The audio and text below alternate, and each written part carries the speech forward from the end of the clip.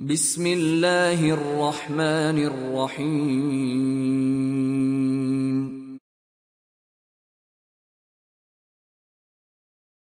الحمد لله نحمده ونستعينه ونستغفره ونؤمن به ونتوكل عليه ونعوذ بالله من شرور أنفسنا ومن سيئات أعمالنا من يهده الله فلا مضل له ومن يضلل فلا هادي له وأشهد أن لا إله إلا الله وحده لا شريك له وأشهد أن محمدا عبده ورسوله أما بعد فإن خير الحديث كتاب الله وخير الهدي هدي محمد صلى الله عليه وسلم وشر الأمور محدثاتها وكل محدثة بدعة وكل بدعة ضلالة وكل ضلالة في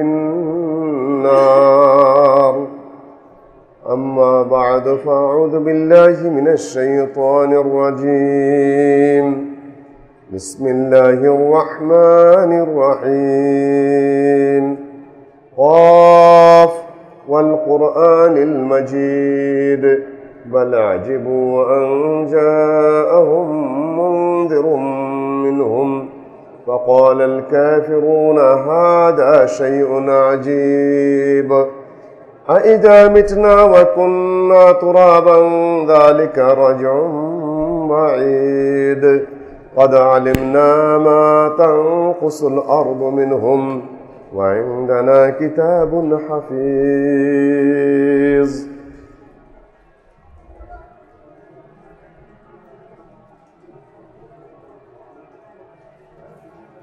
সম্মানিত মুসল্লিয়ানগণ, আজকে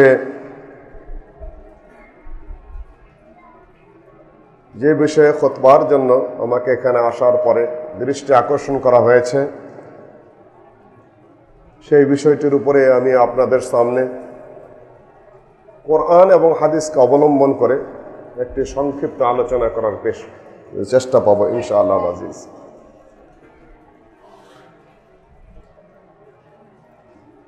আল্লাহ ওয়াহদাহু লা শারীকা লাহু বলেন, আল্লাহু নাযালা আহসানাল হাদিস, আল্লাহ অবতীর্ণ করেছেন উৎকৃষ্ট হাদিস। আল্লাহ ওয়াহদাহু লা শারীকা লাহু বলেছেন, ওয়া মান আসদাকু মিনাল্লাহি হাদিসা, আল্লাহর চেয়ে সত্য হাদিস আর কার হতে পারে? কে আল্লাহর চেয়ে আর বেশি সত্য হাদিস বলতে পারে? সূরা কাহফে আল্লাহর কালাম যেটি রয়েছে, আমরা বলি সূরা অমুক সূরায় আল্লাহ পাক বলেছেন, এইভাবে বলাটা ঠিক নয়। সূরার মধ্যে আল্লাহ পাক বলেন নাই। আল্লাহর কালাম লাওহে মাহফুজে রয়েছে, সেখানে লিখিত লিপিবদ্ধ রয়েছে। জিবরাইল সেটা নাজিল করেছেন নবী সাল্লাল্লাহু আলাইহি সাল্লামের কাছে। নবী সাল্লাল্লাহু আলাইহি সাল্লাম সেটা তেলাওয়াত করেছেন, সাহাবীগণ আল্লাহ নবীর কাছ থেকে গ্রহণ করেছেন, এবং সেটা কাগজের মধ্যে আবার লিপিবদ্ধ করা আছে। এর অর্থ এই না যে সূরার মধ্যে আল্লাহ পাক বলেছেন, তা নয়। আল্লাহর কালাম সেটা সূরার আওতায় সন্নিবেশিত হয়ে কাগজে লিপিবদ্ধ করা হয়েছে। কাজে এইভাবে বলা ঠিক না অমুক সূরায় আল্লাহ পাক বলেছেন। আল্লাহ পাক বলেছেন যেটা অমুক সূরায় আছে। আল্লাহর কালামটি অমুক সূরায় অমুক আয়াতে রয়েছে। সূরা কাহফে আল্লাহ পাক বলেছেন এভাবে না, আল্লাহ পাক বলেছেন যা আমরা সূরা কাহফের মধ্যে পাবো, এভাবে বলতে হবে। অনেকেই বলেন আজকাল যে অমুক সূরায় আল্লাহ পাক বলেছেন, না, এভাবে বলা না, ঠিক হবে না। আল্লাহর কালাম যা সূরা কাহফে রয়েছে, আউযু বিল্লাহি মিনাশ শাইতানির রাজীম, আল্লাহ ফালাআল্লাকা বাখিউন নাফসাকা আলা আসারিহিম ইন লাম ইউমিনু বিহাযাল হাদীস আসাফা। হে নবী, ফালাআল্লাকা বাখিউন নাফসাক, তুমি মনে হচ্ছে তুমি তোমার জীবনকে ধ্বংস করতে চলেছ, নষ্ট করতে চলেছ, তুমি তোমার জীবনের প্রতি হতাশ হয়ে পড়েছ। আলা আসারিহিম, তাদের কর্মকাণ্ড দেখে, ইল্লাম ইউমিনু বিহাযাল হাদিসে আসাফা, এই হাদিসের উপর তারা ঈমান আনছে না, এই জন্য তুমি হতাশ হয়ে নিজেকে যেন একটা ধ্বংসের দিকে নিয়ে যাচ্ছ। না, হতাশার কিচ্ছু নেই। হাযাল হাদিস বলতে এখানে কি, কতগুলা হাদিস বললাম, সেই হাদিসগুলা কি? 4টা হাদিস বলেছি। তবে আইয়্যা হাদিসিন বাদাহু ইউমিনুন, এই হাদিসের পরে আর কোন হাদিসের উপর তারা ঈমান আনবে? আফা বিহাযাল হাদিস আনতুম মুদহিনুন, এই হাদিসের ব্যাপারে তোমরা কি ঢিলামি করছো, বিশ্বাস স্থাপন করতেছো না, অবহেলা করছো? কোরআনে কারিমে বহু জায়গায় হাদিসের কথা এসেছে। এই হাদিস অর্থ কি? কোরআনে কারিম। কোরআনও কি হাদিস, আল্লাহর হাদিস। কয়েকটা আয়াত আপনাদের সামনে উপস্থাপন করেছি। আল্লাহর চেয়ে সত্য হাদিস আর কারো নাই। তারপর এই হাদিসের উপর তোমরা ঈমান আনছো না। আর নবী সাল্লাল্লাহু আলাইহি সাল্লাম বলেছেন, ইন্না খায়রাল হাদিসে কিতাবুল্লাহ। প্রত্যেক খুতবার মধ্যে কিন্তু বলা হয়, আল্লাহ নবী প্রত্যেক খুতবায় বলতেন, যে খুতবা আমরা পাঠ করি, এই খুতবায় আল্লাহ নবী প্রত্যেক খুতবাতেই উল্লেখ করতেন এবং সূরা কাফ তেলাওয়াত করতেন। মহিলা সাহাবী তারা খুতবা শুনতেন আল্লাহ নবীর। উনি বলছেন যে নবী সাল্লাল্লাহু আলাইহি সাল্লাম জুমার খুতবায় সূরা কাফ তেলাওয়াত করতেন, আমি শুনে শুনে মুখস্থ করেছি আল্লাহ নবীর মুখের থেকে। কাজে সূরা কাফও তেলাওয়াত করা সুন্নত। কিন্তু আমরা যেহেতু অনেক দূর দূরান্ত থেকে আসি, কিছু কথাবার্তা বলতে হয়, পুরা সুন্নতের উপর আমল করতে পারি না। আমি ব্যক্তিগতভাবে সুন্নতের ইত্তেবার জন্য কয়েক আয়াত তেলাওয়াত করি, শেষ পর্যন্ত তেলাওয়াত করা সম্ভবপর নয়। খুতবা খাটো করা, সালাত লম্বা করা এটা সুন্নত। কাজে সূরা কাফ পুরো তেলাওয়াত করে যদি আবার বক্তৃতা শুরু করি তাহলে ওটা হবে না। আরবেরা আরবি বুঝে, আল্লাহ নবীর কোরআন তেলাওয়াতে খুতবা হয়ে যায়। আমরা তো আবার আরবি বুঝি না, কাজে বাংলায় অনেক কথা বলতে হয়, অনুবাদ করতে হয়। ইন্না খায়রাল হাদিসে কিতাবুল্লাহ, সহিহ মুসলিমের হাদিস, নাসাইর হাদিস।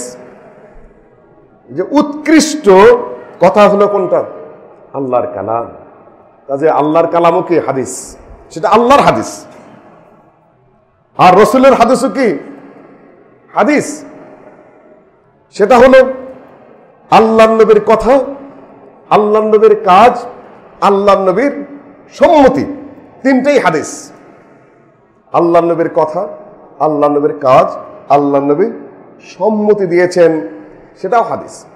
কথা তো বুঝেনি, কাজ কি করেছেন সেটাও বুঝেন, আমার ব্যাখ্যার প্রয়োজন। সম্মতি কি? একজন সালাতের মধ্যে কুল হু আল্লাহু আহাদ অতিরিক্ত তেলাওয়াত করেছেন, সূরা ফাতিহা পড়েছেন, তার সাথে আরেক সূরা পড়েছেন, তার সাথে কুল হু আল্লাহু আহাদ আবার অতিরিক্ত পড়েছেন। আল্লাহ নবীকে জানানো হলো, ইয়া রাসূলুল্লাহ, এই লোক যে এই করে। আল্লাহ নবী জিজ্ঞাসা করলেন, তুমি সূরা ফাতিহা পড়লা, তার সাথে আরেক সূরা পড়লা, তার সাথে আবার কুল হু আল্লাহু আহাদ অতিরিক্ত পড়লে কেন? এই সূরাটা আমার অত্যন্ত প্রিয়, আল্লাহর গুণাবলীর বিবরণ দেওয়া আছে, কাজে আমি পড়ি। আল্লাহ নবী সম্মতি দিয়ে দিলেন, কোনো সমস্যা নেই। কোন এক সফরে গিয়ে সাহাবীগণ যুদ্ধে গেছেন, খাদ্যের অভাব পড়ে গেছে, থাকার অভাব পড়ে গেছে, রাত্রি অন্ধকার হয়ে গেছে। এক বাড়ি থেকে একটু মেহমানদারি চাইলেন, যে আমাদের একটু মেহমানদারি করতে পারবে তোমরা? না না না, আমাদের মেহমানদারি করার মতো অবলম্বন আমাদের নাই। আমি মাঝে মধ্যে বলে থাকি, মনে জায়গা থাকলে প্লেটেও জায়গা হয়, ঘরেও জায়গা হয়। মন ছোট থাকলে কোটিপতি হলেও তার ঘরেও জায়গা হয় না, তার প্লেটেও জায়গা হয় না, কেন? মন ছোট যে।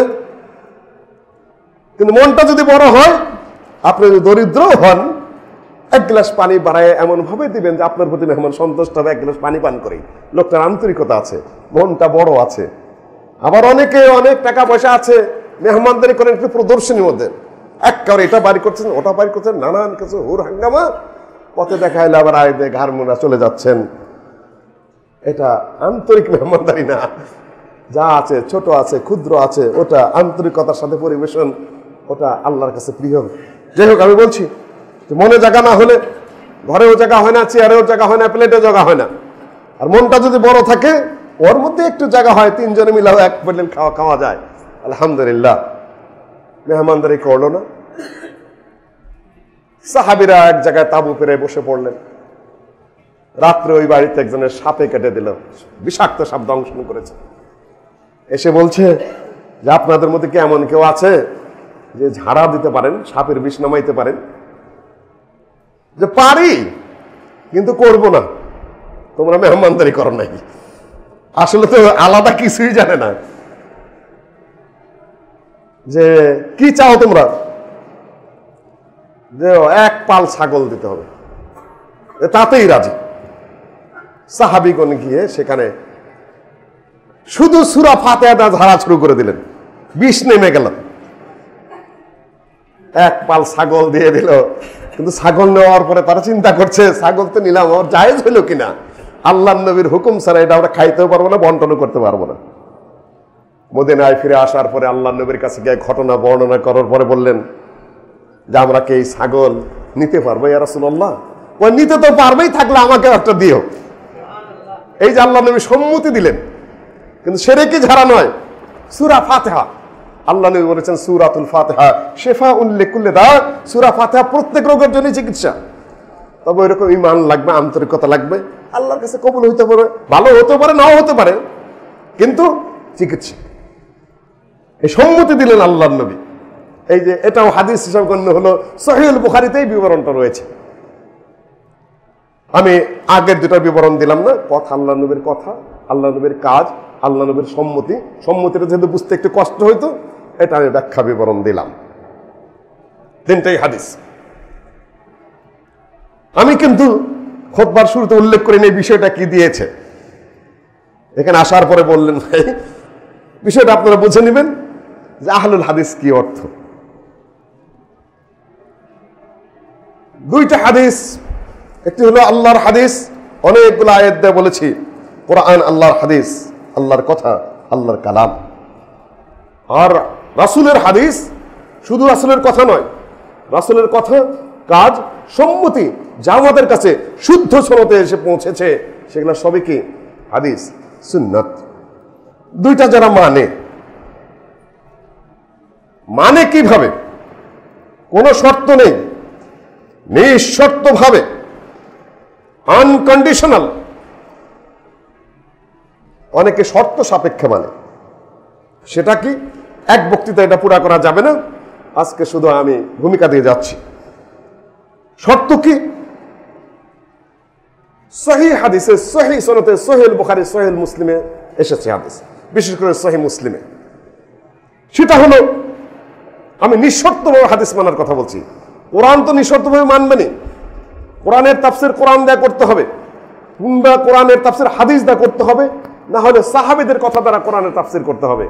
আপনার ব্যক্তিগত কথা তা যদি আল্লাহর কোরআনের আরেক আয়াতের বিরুদ্ধে যায়, কিংবা আল্লাহ নবীর হাদিসের বিরুদ্ধে যায়, কিংবা সাহাবীদের কথার বিরুদ্ধে যায়, তাহলে সেই তাফসির গ্রহণযোগ্য নয়। আজকাল দেখছি খালি তাফসির মাহফিল আর তাফসির মাহফিল, মুফাসসিরে কোরআন অমম, ভুয়া কথা। ওয়াজ মাহফিল হতে পারে, ওয়াজ কোরআন দেওয়া হয়, হাদিস দ্বারা হয়, বহুত কাহিনীতে হতে পারে, তাফসির মাহফিল আবার কিসের? এটা কোনো গ্রহণযোগ্য কথাই নয়। এই সকল নাম থেকে আপনারা দূরে সরে থাকবেন। মুফাসসিরে কোরআন, এর কিসের মুফাসসিরে কোরআন? মুফাসসির ইমাম ইবনে কাসির, মুফাসসির হলেন কুরতুবী, মুফাসসির ইবনে হাইয়ান, মুফাসসির ইবনে জারির। আমি 2-4 আয়াত কোরআন তেলাওয়াত করে ডাইন্দা বামদা গোছায় নিয়ে একটা বক্তৃতা করে ওয়াজ করি, সেটা নাম আবার তাফসির হলো কিভাবে? তাফসিরে কোরআনের শব্দের অর্থ, কোরআনের শব্দের ভাব অর্থ, তার এই ল্যাঙ্গুয়েজটিকে তার কি আছে, তার এই নাসেক কোনটা, মানসুক কোনটা, আম কোনটা, খাস কোনটা, মুতলাক কোনটা, মুকাইয়াদ কোনটা, তারপরে নানান কিছুর বিবরণ দেয় কম্পারেটিভ স্টাডির মাধ্যমে। ওগুলা বিবরণ দিতে গেলে অত বড় আলেমই বা কোথায় আছে, আর ওগুলা ক্ষেতের মধ্যে বুঝবেই কে? সম্ভবপর না, এটা ভুয়া কথা। আমরা মুফাসসির নই, মুহাদ্দিস নই, আমরা কিছু পেশ করার চেষ্টা করি পড়াশোনা করে। কাজে এই দাবিটা সম্পূর্ণ মিথ্যা। বিজ্ঞানের শিক্ষক বৈজ্ঞানিক নয়, নিউটন বৈজ্ঞানিক, আইনস্টাইন বৈজ্ঞানিক, পাস্তুরি বৈজ্ঞানিক, বেঞ্জামিন ফ্রাঙ্কলিন বৈজ্ঞানিক, কিন্তু স্কুলে যে বিজ্ঞান পড়ান তিনি বৈজ্ঞানিক না। আমরা তাফসিরের থেকে একটু পড়াই, আমরা হাদিস থেকে একটু পড়াই, কিন্তু আমরা মুহাদ্দিসুন মুফাসসিরুন না, ওই নাম আমাদের জন্য প্রযোজ্য নয়। সম্মানিত উপস্থিতি, এটা আপনারা মাথার মধ্যে একটা খুব সুন্দর করে রাখবেন। আমরা মুফাসসির নই, তাফসীরের কোনো মাহফিল হয় না, ওয়াজের মাহফিল হয়। এই এক নম্বর কথা এই সাইড দিয়ে গেল। যারা কোরআন ও নিঃশর্তভাবে হাদিসকে মানা, কোন কন্ডিশনে আনকন্ডিশনাল সারেন্ডার হাদিসের সামনে, আমার চিন্তাধারা, আমার বক্তব্য, আমার মজহাব, আমার আকীদা, আমার বিশ্বাস, সেটা একেবারে হাদিস দ্বারা নির্ধারিত হতে হবে, প্রমাণিত হতে হবে, প্রুফ হতে হবে। যদি হাদিসের বিরুদ্ধে যায় তাহলে আমার সেটা সাথে সাথে ত্যাগ করতে হবে। হাদিসের প্রতি আমার একটা নিঃশর্ত সারেন্ডার। একটা উদাহরণ দিই আপনার সামনে। আমি বলছি এক বক্তব্য সম্ভবপর নয় এটার, আমি শুধু ভূমিকা দিয়ে যাচ্ছি আজকের জন্য। সেটা ধরুন সহিহ মুসলিমের হাদিস, সহিহ বুখারীতেও এসেছে ইবনে মাসউদ থেকে বিবরণটা, যে কেউ যদি উট কিংবা গরু বিক্রি করার সময় 2-3-4 দিন দোহায় না, যে আমরা বলি ওলানো বলি, বাটো বলি, আমাদের এলাকায় কি বলে জানি না, ওইটা ফুলে থাকে। বিক্রির সময় ক্রেতা মনে করে দুধ হবে 5 কেজি, কেনার পরে প্রথমবার 5 কেজি হয়, দ্বিতীয় দিন দোয়াইলে 1 কেজি, তারপরের দিন আধা কেজি। আচ্ছা, আপনারা সুন্দর করে আগের মুসল্লিরা আগে বসেন, হাদিসে অত্যন্ত নিষেধ আছে, আগের কাতার আগে পুরা করেন। লা তাখুত্তুর রিকাব, আল্লাহ নবী খুতবার মধ্যে জোরে জোরে বলতেন, আগের কাতার আগে পুরা করো, পিছন থেকে কেউ সামনে আসবে না। একটা ধমক দিয়ে বলতে, লা তাখুত্তুর রিকাব, লা তাখুত্তুর রিকাব, কাউকে ডিঙ্গায় কেউ সামনে আসবে না। সুন্দর করে আগের কাতার আগে সুন্দর করে পুরা করেন, যে যেখানে আসবেন সেখানে বসবেন, এটা মসজিদের আদব। যদি এইরকম উট বা গাভী কেউ ক্রয় করে ধোকা খায়, তাহলে তার অধিকার আছে সেই উট বা গাভী ফেরত দেওয়ার। যে পরিমাণ দুধ খাইলো 2-3 দিনে, সেই দুধের বদলে 1 সা অর্থাৎ কম বেশি 2.5 কেজি পরিমাণ খেজুর তাকে ফেরত দেবে। সহিহ হাদিস, সহিহ মুসলিম এসেছে, বুখারীও এসেছে, বুখারীতেও এসেছে ইবনে মাসউদের কওল হিসাবে। এখন এই হাদিস অনেকেই মানতে পারছেন না, বলতেছেন যে 3 দিনে দুধ খাইলাম 5 কেজি, আর 1 কেজি 6 কেজি, আরো আধা কেজি, ধরে নেন 6.5 কেজি, খেজুর ফেরত দিতে হবে 1 সা 2.5 কেজি, কিংবা 7 দিন বা 10 দিন পরে ফেরত দিল গরু কিংবা উট, দুধ খাওয়া পরে গেল 15-20 কেজি। আল্লাহ নবী দিন নির্ধারণ করেন নাই, 7 দিন না 15 দিন, কত দিনে ফেরত দিবে। যেদিন তার কাছে প্রমাণিত হয়ে গেল 7 দিনে 10 দিনে যে ধোকা দিয়েছে, এই দুধ ফুলে রেখে কয়েকদিন ধরে রেখে, যখনই ধোকাটা ধরা পড়বে, যখন সে মনে চাবে ইচ্ছা করলে সে ফেরত দিতে পারে, আর এই দুধের বদলে 1 সা খেজুর দিবে। হাদিস একদম সহিহ। এখন এনারা বলছেন দুধ তো 20 কেজিও খেয়ে থাকতে পারে, দুধ 10 কেজি হতে পারে, খেজুরের দাম 2.5 কেজি খেজুরের দাম যা, দুধের দাম যা সমান নাও হতে পারে। তাহলে এটা হিসাব মিলতেছে না। 10 কেজি দুধের দাম আর 10 কেজি খেজুরের দাম আরব দেশে সমান। তো এখন দুধ খেলে 10 কেজি, খেজুর ফেরত দিবে 2.5 কেজি, এটা বিবেকে ধরে না। দুধ খেলে 20 কেজি, খেজুর ফেরত দিবে 2.5 কেজি, এটা বিবেকে ধরে না, এটা কিয়াসের খেলাফ। সুতরাং এই হাদিস মানা যাবে না। হাদিস মানা যাবে না কেন? আর এই যে হাদিস মানতে গেলে দেখতে হবে যিনি হাদিস বর্ণনা করেছেন তিনি ফকিহ কিনা, ফিকহ বোঝেন কিনা। হাদিসের বর্ণনা করে আবু হুরায়রা রাদিয়াল্লাহু তাআলা আনহু। এখন তারা বলতেছেন যেহেতু এই হাদিসটা বিবেকের বিরুদ্ধে, দুধ খেলাম 20 কেজি 30 কেজি 10 কেজি যাই হোক, খেজুর ফেরত দিতে হবে 2.5 কেজি, এটা বিবেকে ধরে না। দুধের দাম যত হবে খেজুর ফেরত দিতে হবে অত কেজি। সুতরাং এই হাদিস মানা যাবে না যদি রাবি ফকিহ না হয়। ওনাদের দৃষ্টিতে আবু হুরায়রা কোনো ফকিহ রাবি না, উনি ফিকহ বোঝেন না। সবচেয়ে বেশি হাদিস যিনি রওয়ায়াত করেছেন, বাহরাইনের গভর্নর যিনি ছিলেন, ওমর রাদিয়াল্লাহু তাআলা আবার গভর্নর করেছিলেন, মুয়াবিয়ার যুগে, মারওয়ানের যুগে তিনি আবার মদিনার গভর্নর। তিনি এত দায়িত্ব করার পরেও তিনি ফকিহ না, কাজেই তার হাদিস গ্রহণ করা যাবে না। দুধের দাম হিসাবে খেজুর কিংবা হয় টাকা দিতে হবে, নাহলে খেজুর দিতে হবে দুধের দামের সমান।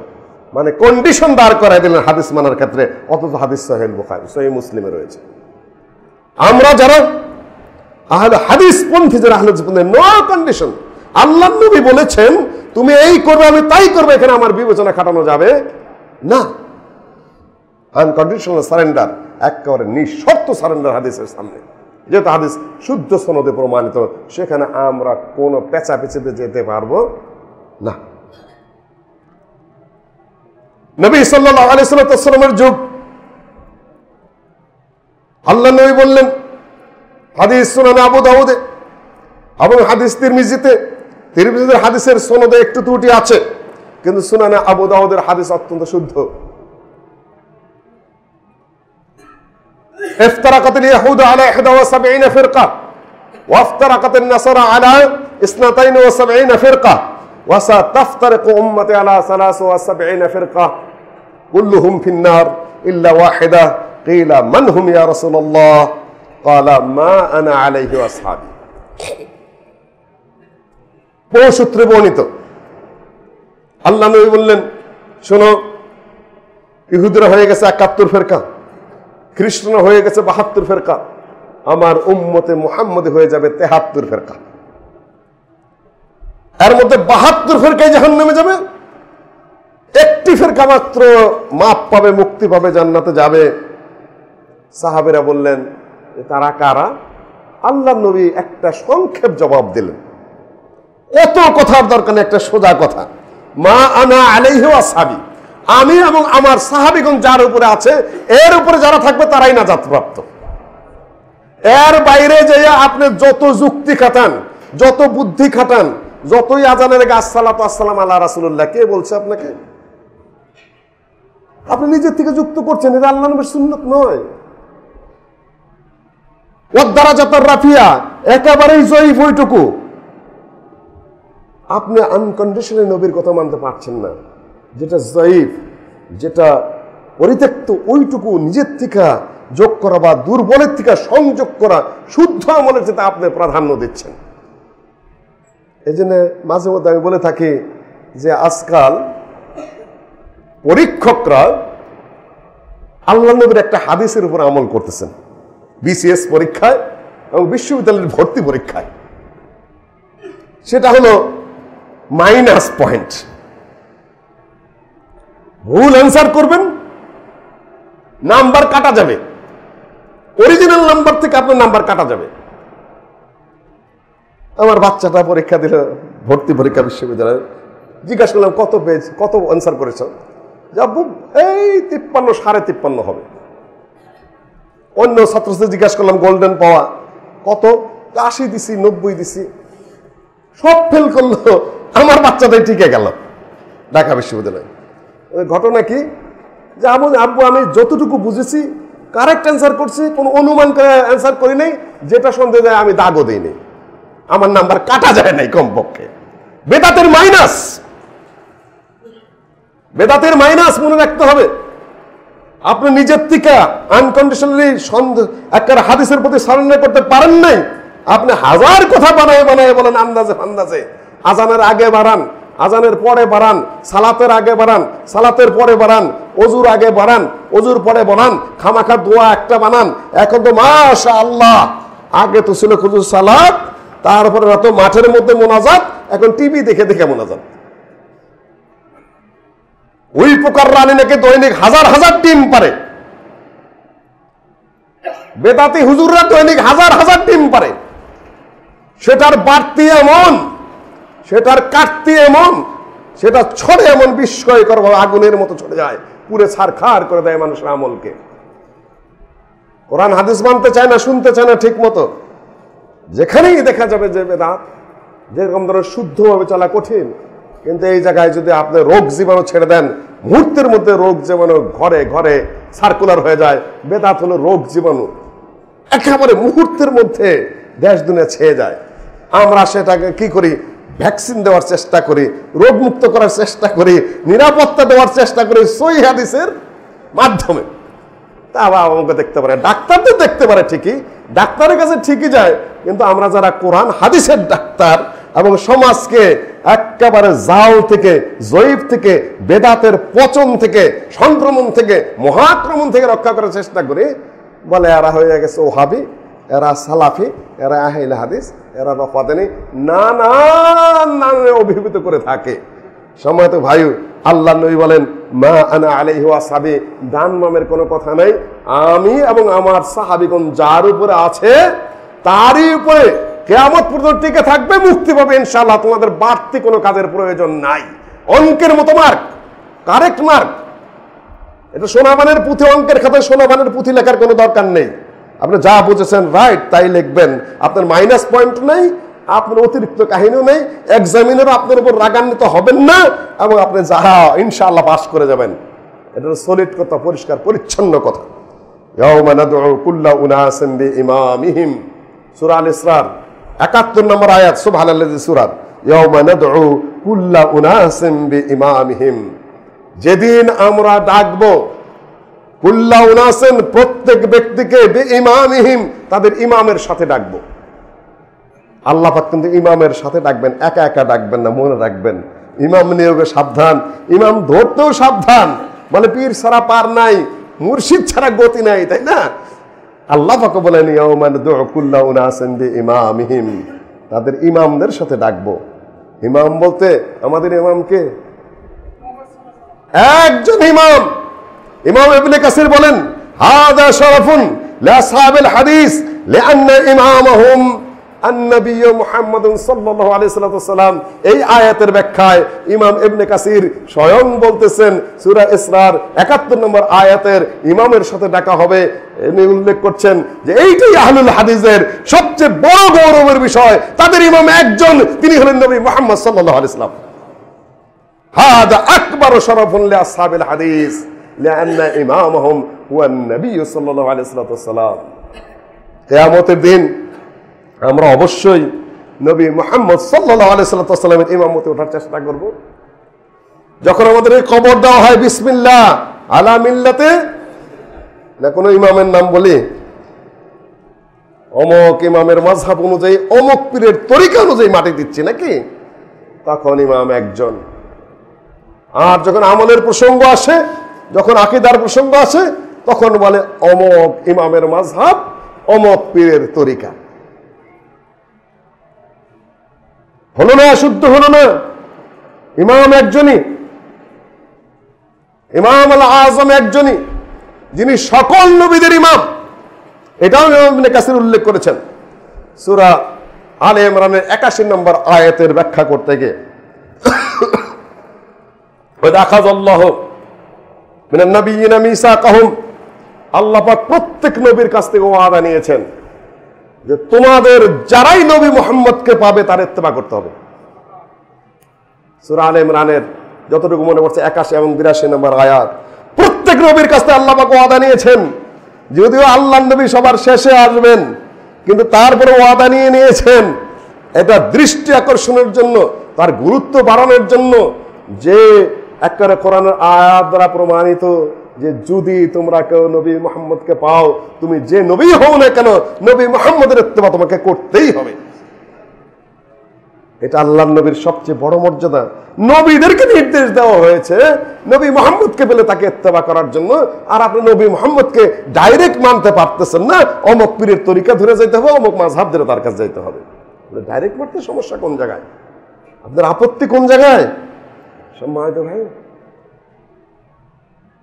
এটা এই জন্য বাইতুল মাকদিসে নবী সাল্লাল্লাহু আলাইহি ওয়াসাল্লামের যখন মেরাজ হলো, মেরাজের সময় নবী সাল্লাল্লাহু আলাইহি ওয়াসাল্লাম ইমামতি করেছেন, সকল নবীরা তার পিছনে সালাত আদায় করেছে। সকল নবী আল্লাহর নবীর পিছনে সালাত আদায় করেছেন।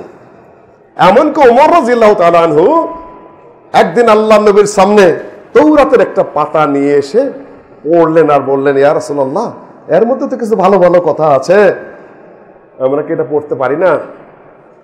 স্টাইলটা ছিল এমন যেন বেশি মুগ্ধ হয়ে পড়েছেন। এমনিতে পড়া যায় আছে। আল্লাহ নবী বলেছেন হাদিসু আন আহলিল কিতাব ওয়ালা হারাজা ওয়ালা তুসাদ্দিকু ওয়ালা তুকাদ্দিবু। আহলে কিতাব থেকে, ইহুদি খ্রিস্টানদের থেকে তোমরা বর্ণনা করো, অসুবিধা নাই, কিন্তু সত্যও বলবা না, মিথ্যাও বলবা না। কোরআনের বিরুদ্ধে, হাদিসের বিরুদ্ধে গেলে সেটা মিথ্যা। কোরআন এবং হাদিসের অনুকূলে হলে সেটা সত্য, কিন্তু তুমি সরাসরি এটাকে মিথ্যা বা সত্য বলে সাপোর্ট আলাদা হয়ে দিতে পারবে না। অনুকূলে না প্রতিকূলে তোমাকে বুঝতে হবে। সব কাহিনী আমরা এভাবে বলতে পারি না। ওমর রাদিয়াল্লাহু তাআলা একটু মুগ্ধ হয়েই যেন বলছিলেন, ইয়া রাসূলুল্লাহ, পারি না। আল্লাহ নবী রাগান্বিত হতে থাকলেন। আল্লাহ নবী যখন রাগান্বিত হতেন, চেহারা মোবারক যেন ডালিমের দানার মতো টস টস করতো, কান্ন হাব্বাতুর মান। আবু বকর রাদিয়াল্লাহু তাআলা বললেন, ইয়া ওমর, সাকালাতকা সাওয়াকিল, তোর বহু মা মারা যাক, তুমি এতিম হও, কিংবা তোমার মা বিধবা হোক, নানান ভাবে তিনি ধমকে দিলেন। তুমি কি আল্লাহ নবীর চেহারার দিকে দেখছো না তাকে কি অবস্থা হয়ে গেছে? ওমর রাদিয়াল্লাহু তাআলা বিনয়ের সাথে বললেন, রাদিতু বিল্লাহি রাব্বা ওয়া বিল ইসলামি দীনা ওয়া বি মুহাম্মাদিন নাবিয়্যা। হায় হায়, আমি ইসলামকে দ্বীন হিসেবে মেনে নিয়েছি, আল্লাহকে রব হিসেবে মেনে নিয়েছি, ইসলামকে দ্বীন হিসেবে মেনে নিয়েছি, নবী মুহাম্মদকে আমি রাসূল হিসেবে মেনে নিয়েছি। আমার মনের মধ্যে অন্য কোনো ব্যতিক্রম ঘটে নাই। আল্লাহর নবী একটু শান্ত হলেন, তার কথা শুনে বললেন, শোনো ওমর, লাউ কানা মূসা ইবনে ইমরান হাইয়া লামা ওয়াসাহু ইল্লা ইত্তিবাই। আজকে যদি নবী মূসা যদি বেঁচে থাকতেন এবং আমার ইত্তেবা করা ছাড়া তার কোনো পথই থাকতো না, বিকল্প থাকতো না। নবী মুহাম্মদ সাল্লাল্লাহু আলাইহি ওয়াসাল্লামের মর্যাদা তার ইত্তেবা করার মাধ্যমে, তার হাদিস মানার মাধ্যমে, আনকন্ডিশনাল সারেন্ডারের মাধ্যমে তার কথার সামনে। আজকে খালি বলে আকুল কলে আস্তাগফিরুল্লাহ,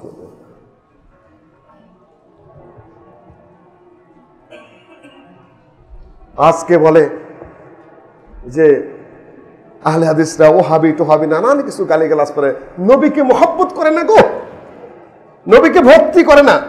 মহব্বত করে না, ভক্তি করে না মানে কি? মিলাদ করে না, কিয়াম করে না, খতম করে না, আগে পিছে বানায় বানায় কিছু বলে না। এই অধিকার আমাকে দেওয়া হয় নাই, আপনাকে ইত্তেবা করতে বলা হয়েছে। কুল ইন কুনতুম তুহিব্বুনাল্লাহ ফাত্তাবিউনি, যদি হে নবী তুমি বলে দাও, ইন কুনতুম তুহিব্বুনাল্লাহ, যদি তোমরা আল্লাহর মহব্বতের দাবি করে থাকো, মহব্বত করতে চাও, ফাত্তাবিউনি, তাহলে আমি নবী মুহাম্মদের ইত্তেবা করো, অনুসরণ করো। বানাইতে অধিকার দেওয়াই হয় নাই, যা আছে এটাকে অনুসরণ করতে বলা হয়েছে, ইত্তেবা করতে বলা হয়েছে, ইবতিদা করতে বলা হয় নাই। ইত্তেবা এবং ইবতিদা, বা এবং তার আগে বুঝতে করবেন সম্পূর্ণ উল্টা হয়ে যাবে। ইত্তেবা অর্থ মেনে চলো, ইবতিদা অর্থ নতুন করে বানানো। আপনাকে বানাইতে বলা হয় নাই, আপনাকে শুধু অনুসরণ করতে বলা হয়েছে। সম্মানিত ভাই, নবী সাল্লাল্লাহু আলাইহি ওয়াসাল্লামের যুগ গেল, ভবিষ্যৎবাণী করে গেছেন নবী সাল্লাল্লাহু আলাইহি ওয়াসাল্লাম। সহিহ বুখারীতে মুগিরা থেকে হাদিস এসেছে, মুআবিয়া থেকে হাদিস এসেছে, সহিহ মুসলিম এসেছে সাওবান থেকে বর্ণিত, লা তাযালু তাইফাতুম মিন উম্মতি মানসুরিনা আলাল হক লা ইয়াদুররুহুম মান খাযালাহুম ওয়ালা মান খালাফাহুম হাত্তা ইয়াতি আমরুল্লাহি ওয়া হুম কাযালিক। প্রথম তো বললেন আমাকে এবং আমার সাহাবীদেরকে যারা মেনে চলবে তারা নাজাতি, বানানোর কথা বলেননি। আরেকটা ভবিষ্যৎবাণী করে গেছেন, ৭৩ ফেরকা হবে ঠিকই, কিন্তু একটি দল কিয়ামত পর্যন্ত হক নিয়ে বিজয়ী থাকবে, কিয়ামত পর্যন্তই থাকবে, লা তাজালু, থাকতেই থাকবে। তাইফাতুম মিন উম্মতি, আমার উম্মতের মধ্যে একটা দল, ৭৩-এর মধ্যে একটা, মানসুরিনা আলাল হক, হক নিয়ে বিজয়ী, আল্লাহ তাদেরকে বিজয়ী করেই রাখবেন। লা ইয়াদুররুহুম মান খাযালাহুম ওয়ালা মান খালাফাহুম, তাদেরকে ক্ষতিগ্রস্ত করতে পারবে না, মুখ বন্ধ করতে পারবে না, তাদেরকে শেষ করতে পারবে না। যারা চায় তাদেরকে অপমান করতে, অপদস্থ করতে, মুখ বন্ধ করতে, ঠাইসার ধরতে, গলা টেপা ধরতে, অপবাদ দিতে, যত কিছুই করতে চাক না কেন পারবে না, কিয়ামত পর্যন্ত না। ইমাম আহমদ ইবনে হাম্বলকে জিজ্ঞাসা করা হয়েছিল যে এরা কারা? নিঃসংকোচে ইমাম আহমদ ইবনে হাম্বল বলেছিলেন, ইল্লাম ইয়াকুনু আহলুল হাদিসে ফালা নাদরি মান হুম, এরা যদি আহলুল হাদিস না হয় তাহলে আমার জানা নেই আর তারা কারা। ইমাম আহমদ ইবনে হাম্বলের কথা ইমাম শাফি রাহিমাহুল্লাহ বলেছেন, ইযা রাআইতু আহলাল হাদিস, ইমাম শাফি বলেছেন, ইযা রাআইতু আহলাল হাদিস ফাকান্নি আনজুরু ইলা রাসূলিল্লাহ সাল্লাল্লাহু আলাইহি ওয়াসাল্লাম, একজন আহলুল হাদিসকে যখন আমি দেখি তখন আমার মনে হয় আমি যেন নবী সাল্লাল্লাহু আলাইহি ওয়াসাল্লামকে দেখতে পাচ্ছি। আহলুল হাদিসে ফিল আরদ কান নুজুমে ফিস সামা, আহলুল হাদিসরা পৃথিবীতে মাটির উপরে এমন যেমন আকাশের বুকে তারকারা জ্বল করে জ্বলে। আগে তো কম্পাস ছিল না, নাবিকেরা ওই তারকা দেখে পথ চিনত।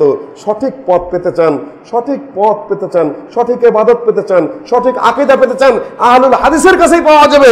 আর কোথাও সন্দেহ আছে?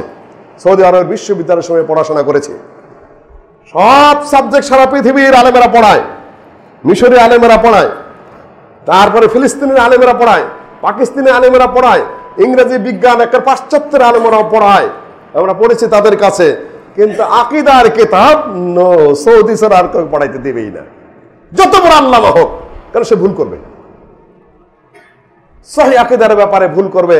একজন সাধারণ বিএ পাস ছেলে দিয়ে পড়াবে আকীদার কিতাব, কিন্তু বড় ডক্টর দিয়ে আকীদা পড়াতে তারা দিবে না, কখনো না। এখন বয়স বাড়ার সাথে সাথে বহু স্টাডির পরে বুঝছি কাজটা ঠিকই করেছে, এটা রাইট, কেন ভুল করবে তারা? সময় তো ভাই আব্দুল কাদের জিলানী করেন। আব্দুল কাদের জিলানির পন্থীরা, আমি এর আগে বোধহয় এখানে বলে গেছি, তিনি জোরে আমিন বলতেন। ইমাম হোসেন রাফুল আদানের ফতোয়া তিনি দিয়েছেন, তিনি রাফুল আদান পক্ষপাতী, তিনি সব জোরে আমিন। ইমাম রাফুল আদান ইমাম হোসেন সূরা ফাতিহা, তিনি হানাফি মাযহাবের মানুষও ছিলেন না, হাম্বলি মাযহাবের মানুষ, হাম্বলি মাযহাবের মুফতি, এবং বাগদাদে হাম্বলি মাযহাবের যে মাদ্রাসা ছিল সেখানকার তিনি প্রিন্সিপাল ছিলেন। হাম্বলি এবং আহলে হাদিসরা পড়ায় কাছাকাছি। এখন আব্দুল কাদের জিলানির নামে কাদেরিয়া মাযহাব, কাদেরিয়া মিছিল, কাদেরিয়া কাওয়ালি, কাদেরিয়া কত কিছু বানাইছে। আব্দুল কাদের জিলানির সাথে তাদের কোনো সম্পর্কই নেই, সম্পূর্ণ মিথ্যাচার, আমি চ্যালেঞ্জ করে বলতে পারি, ভুয়া কথাবার্তা। সময় তো ভাই তিনি বলেছেন তার বুনিয়াতুত তালেবিনের মধ্যে বেদাতের পরিচয় হলো আল ওয়াকিয়াতু আলা আহলিল হাদিস। যে ব্যক্তি দেখবা যে আহলে হাদিসকে কটাক্ষ করে, আহলে হাদিসের বিরুদ্ধে কথা বলে, তাকে নিয়ে মওকু মন্তব্য করে, তুমি সাথে সাথে ধরে নেবে একটা বেদাতি। আব্দুল কাদের জিলানির কথা আমার কথা নয়, কাদিরিয়া তরিকার যারা আছেন ভালো করে শুনে নেন, বুনিয়াতুত তালেবিন পড়ে নেন আব্দুল কাদের জিলানির। সেখানে তিনি নিজে বলেছেন যে বেদাতের সবচেয়ে বড় আলামত হলো আহলে হাদিস নিয়ে কটাক্ষ করা। সময় তো ভাই টাইম কতক্ষণ খুতবার আমি জানি না, জি আচ্ছা কয়েক মিনিট আছে। আমি আজকে সামান্য একটি অংশ মাত্র বললাম, উপমহাদেশে আহলে হাদিস নিয়ে আমি কথা আজকে আর তুলব না। আল্লাহ নবীর মৃত্যুর পরে সাহাবেদের যুগ গেল, সাহাবেদের যুগেই খারেজি এবং শিয়াদের উৎপত্তি। এটা আজকে শুধু হেডলাইন দিয়ে গেলাম, তাদের আকীদা এবং আহলে হাদিসের আকীদার সাথে কি সম্পর্ক, খারেজি এবং শিয়া। তারপরে জাহমিদের উৎপত্তি, মুতাজিলাদের উৎপত্তি, কারামিয়াদের উৎপত্তি, ইত্যাদি ইত্যাদি। কি তাদের আহলে হাদিসের সাথে তাদের কি সম্পর্ক? জাল হাদিস সৃষ্টিকারীদের উৎপত্তি, কি পরিমাণ জাল কিভাবে করলেন, এবং আহলে হাদিসরা সেই জাল হাদিসের কবল থেকে এবং জয়ীফ হাদিসের কবল থেকে, বানাউটি আমলের কবল থেকে কিভাবে যুগের পর যুগ উম্মতকে হেফাজত করে এসেছেন, সেটাও আহলে হাদিসেরই অবদান। এ পর্যন্ত যুগের পর যুগ অবদান এদেরই। এই উপমহাদেশের শুধু একটা লাইন আমি বলতে চাই এই মুহূর্তে, ভাই দৃষ্টি আকর্ষণ করেছেন যে পিস টিভির কি হবে। আমরা শুনতাম এতদিন কোরআন হাদিসের সহি কথাবার্তা, আপনাদের বক্তব্য শুনতাম না, আবেগে কিচ্ছু হবে না। আমরা ওই দেশের মানুষ, আপনার আমাদের মনোভাব জানার দরকার ছিল। এদেশের প্রত্যেক পার্টি, প্রত্যেক দলের ৯০% মানুষ পিস টিভির ভক্ত। স্বরাষ্ট্রমন্ত্রী সত্য কথা বলেছেন যে দেশের অধিকাংশ মানুষ পিস টিভির ভক্ত, ডক্টর জাকির নায়েকের ভক্ত, সুতরাং আমি বন্ধ করতে পারবো না। স্বরাষ্ট্রমন্ত্রী অস্বীকার করেছিলেন প্রথম, এটা বাস্তব কথা, তিনি সত্য কথা বলেছেন। সালমান এফ রহমান সাহেব তিনি ডক্টর জাকির নায়েককে এই দেশে আনার একাধিকবার প্রচেষ্টা চালিয়েছিলেন। আগে এখানে কেউ দলমত নেই ডক্টর জাকির নায়েক নিয়ে, ভাই বলেছেন, কাজে আমি একটু ইশারা দিয়ে যাচ্ছি, কিন্তু এটা হলো অন্য বিষয়। বিষয়টা হলো আন্তর্জাতিক চাপ। ওভাবে বললে আমরা সন্তুষ্ট না, নীরব থাকলেও আমরা সন্তুষ্ট থাকতাম, কেন ছোট্ট একটা দেশ চাপের মুখে পড়ুক, এটা আমরাও চাই না। ডক্টর জাকির নায়েকের বক্তব্য কিছুদিন বন্ধই থাক। আমাদের দেশও তো দেখতে হবে, নাকি সমাজ দেখতে হবে। ওতে ওনাকে থামায় রাখলে যদি দেশের কোনো নিরাপত্তা বিঘ্নিত না হয়, আমরা বলো রাইট, আমি বন্ধ থাক, অসুবিধার কি আছে, আমার ও তাড়াহুড়ার কি আছে। কিন্তু এটা আপনারা বলেননি, হোলি অ্যাটর্নি জেনারেলের সাথেও যোগাযোগ করার চেষ্টা করেছেন, এটা আরেকটা মারাত্মক অন্যায় কাজ করেছেন। এত নিচে নামতে হয় না, কিছুই না বলে চুপ করে থাকতেন, নাহলে অতটুকু বলতেন চাপের মুখে আছে, তাহলে আমাদের কোনো আপত্তি থাকতো না। ওটা একটা সঙ্গত কথাবার্তা হতো। ভাত তো আমরাই খাই, বেরেন কিছু আমাদেরও আছে, আমরাও এই দেশের নাগরিক। এ ধরনের কথাবার্তা কোনো কোনো মুখ থেকে আসে, এগুলো খুবই আপত্তিকর এবং একেবারে টোটালি রিজেক্টেড কথাবার্তা। ভারতের একেবারে 80 কোটি 90 কোটি মানুষের যিনি সবচেয়ে জ্ঞানী মানুষ বলে গণ্য শ্রী শ্রী রবিশঙ্কর আলোচনা করতে এসে শিশুর মতো পাশে বসে থাকলেন। উনি বেদও জান না, গীতাও জান না, একেবারে কিছুই জান না, কাছে বসে থাকলেন। ডক্টর জাকির নায়েক যখন বেদের কত পৃষ্ঠায় কত নম্বরে কোথায় আছে বলে দেন, তারপরে গীতার কোন জায়গায় কি আছে বলে দেন, তখন উনি চুপচাপ বসে থাকে। তখন দেখা গেল যে তাওহীদের কথা, নবীর কথা যখন এমনভাবে উপস্থাপন করেছেন, গোটা ভারতের কোটি কোটি মানুষের মন ঘুরে গেছে, ব্রেনে স্ট্রোক করেছে। এখন তারা কতক্ষণ মানবে? খ্রিস্টান জগতের সবচেয়ে বড় শিক্ষিত মানুষ ক্যাম্পেল যখন বাহাস করতে এসে কিচ্ছুই বলতে পারে না, তৌরাতের কিছু বলতে পারে না, ইনজিলের কিছু নেই, ওল্ড টেস্টামেন্ট নিউ টেস্টামেন্ট এবং পোলসের যে সকল লেটার্স আছে সে প্রসঙ্গে কিছুই বলতে পারে না, ডক্টর জাকির নায়েক নাম্বার দিয়ে দিয়ে বলে যাচ্ছে, চুপ করে শিশুর মতো বসে আছে। তখন গোটা 150 কোটি খ্রিস্টানের মধ্যে সেটা অবশ্যই আঘাত করেছে। ইহুদিরা সহজে মানার পাত্র না, ওরা সহজে করবে না, ওটা অন্য বিষয়। চিরজীবন 100 বছর যাবৎ বিজ্ঞান সারা পৃথিবীতে রাজত্ব করছে। বৈজ্ঞানিকদের একটা বিশাল অংশ নাস্তিকতায় বিশ্বাস করে, দেয়ার ইজ নো গড। বিজ্ঞান দিয়ে আমরা সব করছি, বিজ্ঞান দিয়ে যাত্রা সহজ করেছি, আলো সহজ করেছি, সাউন্ড সহজ করেছি, বিজ্ঞানের বোমা দিয়ে আমরা মানুষ মারতে পারছি, রাজত্ব করে এসেছেন। কিন্তু ডক্টর জাকির নায়েক যখন অত্যন্ত সহজভাবে কোরআনের 1000 আয়াত বিজ্ঞানের সপক্ষে উপস্থাপন করেছেন, আকাশ, চন্দ্র, সূর্য, গ্রহ, নক্ষত্র, তারপরে এই মাটি, পানি, মৌমাছি, হাতি, মাকড়সা, কোনটার কোন গুণ কোরআনে কিভাবে আছে, মধুর কথা, সকল কাহিনী যখন কোরআনের আয়াত 1000 আয়াত নিয়ে গবেষণা করে বিজ্ঞানের এমনভাবে প্রমাণ করেছেন, সারা বিজ্ঞানের জগৎ যারা অহংকার করে এসেছেন তাদের অহংকার চূর্ণ বিচূর্ণ হয়ে গেছে, তাদের ইগোতে আঘাত লেগেছে। তারপরে যে সকল হুজুররা খালি জুব্বা পরা, এলেম কালাম কিছুই নেই, খালি মাথায় টুপি দেয় ঘোরে, আর খালি আকরবাতি আর মোমবাতি জ্বালায় জ্বালায় করে আর বেদাতের জন্ম দেয় আর ছড়ায়, বুজুর্গের কথাবার্তা বলে, সেই হুজুরদের আঘাত লাগে সবচেয়ে বেশি। ওনার প্রচার বন্ধ হওয়ার পরে যে পত্রিকাটা সর্বপ্রথম লাল কালিতে হেডলাইন করেছে সেটা এদেশের সারা বাংলাদেশের হুজুরদের পত্রিকা। নাম আর আমি বেশি বললাম না, খুশি তারা অনেক হয়েছেন। কেন যা বলে আসেন কোরআনের দলিল না, হাদিসের দলিল না, কিচ্ছু না, পচা কাহিনী বলে বলে মানুষকে বিভ্রান্ত করে এসেছেন যুগের পর যুগ। এখন একটা ছেলে ঘরে গিয়ে, যুবক বলেন, ছেলে বলো, মেয়ে বলো, সবাই এমনটাই আকৃষ্ট হয়ে পড়েছিল পিস টিভির প্রতি। খারাপ একটা ছেলে যে মদ খায় সব পিস টিভি দেখে, আমাদের ইসলাম এত বড়, কোরআন এত বড়, মদ খেতে পারে, গুনাহগার হতে পারে, কিন্তু নিজের ধর্মের ব্যাপারে, দিনের ব্যাপারে, কোরআনের ব্যাপারে তার একটা বিরাট আশা আকাঙ্ক্ষার সৃষ্টি হয়, মনটা তারও বড় হয়ে যায়। আমরা এত বড় ধর্মের মানুষ, এদেরও আর সহ্য হয় নাই। সেদিন দেখলাম ভারত থেকে একজন বিরাট আলেম সনদ দিতে এসেছে, খুসুসি সনদ, স্পেশাল সনদ দিতে এসেছেন হাদিসের মধ্যে। সনদের উপর লেখা বিসমিহি তাআলা, বিসমিল্লাহির রহমানির রহিম হলো মুহাদ্দিসিনের স্টাইল। তারপর লিখতেছেন আল আসানিদু মিনাদ-দ্বীন লাউলাল আসানিদু লাকালা মান শাআ মা শাআ। মুকাদ্দাম মুসলিমের ভূমিকা দিচ্ছেন। আমি বললাম, যিনি আমাকে দেখালেন এই কথা সহিহ মুসলিমে নাই, উনি কোথায় পাইলেন এটা? Challenge, challenge. সহিহ মুসলিমের ভূমিকা আছে আব্দুল্লাহ ইবনে মুবারকের কথা, আল ইসনাদু মিনাদ-দ্বীন, আল আসানিদ নাই। পরে এই দেখেন ফটোকপি করে নিয়ে যায়, তাদেরকে দেখাইছে। ভারতের সবচেয়ে বড় হুজুর এদেশের আলেমদেরকে স্পেশাল সনদ দিতে আসতেছেন, মুসলিম শরীফের ভূমিকার বরাত দিচ্ছেন, সেটা ইসনাদের মধ্যে আসানিদ লেখা দিচ্ছেন, তাদের বিবেকেও বাধা নেই। এই সকল হুজুররা কেন খেপবে না যখন বুখারীর কত নম্বরে আছে, মুসলিমের কত নম্বর আছে, কি আছে?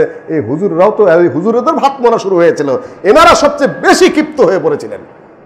এত চাপের মোকাবেলায় আমাদের একটা দুর্বল দেশের সরকার একটু দুর্বল হতেই পারে, স্বাভাবিক। কাজেই বন্ধ আছে, এটা যে খুলবে এমন আশাও করেন না। সরকার পরিবর্তন হলেও খোলার সম্ভাবনা নাই, কারণ ইসলামুল হক নামে ভারতের 80 কোটি হিন্দুদের ভগবান এসেছিলেন এখানে ইসলাম গ্রহণ করে। অন্য সরকারি ক্ষমতায় ছিলেন, তারাও রাখতে পারেন নাই, তাকে চলে যেতে হয়েছিল মালয়েশিয়ায়। এটা এমন চাপ যেটা নিয়ে বেশি আবেগের কিছু নেই। আল্লাহ পাক যতদিন তার খেদমত কবুল করেছেন, খেদমত তিনি নিয়েছেন, আলহামদুলিল্লাহ। দায়ী আল্লাহদের এইটাই পরিণতি। আর যদি স্বাভাবিক পরিবেশ হয়, হতেও পারে, নাও পারে। এটা না আবেগেরও কিছু নেই, বিরোধের কিছু নেই। আমি আপনাদের বলবো আবেগ সংবরণ করুন, আল্লাহ পাক যখন তৌফিক দিবেন তখন হবে। আজকে আমার সময় শেষ। اللهم انصر من نصر دين محمد صلى الله عليه وسلم واجعلنا منهم واخذل من خذل دين محمد صلى الله عليه وسلم ولا تجعلنا منهم اللهم شتت شملهم اللهم دمر ديارهم اللهم خرب بنيانهم عباد الله رحمكم الله إن الله يأمر بالعدل والإحسان وإيتاء ذي القربى وينهى عن الفحشاء والمنكر والبغي يعظكم لعلكم تذكرون ولذكر الله تعالى أعلى وأولى وأعز وأجل وأتم وأهم وأكبر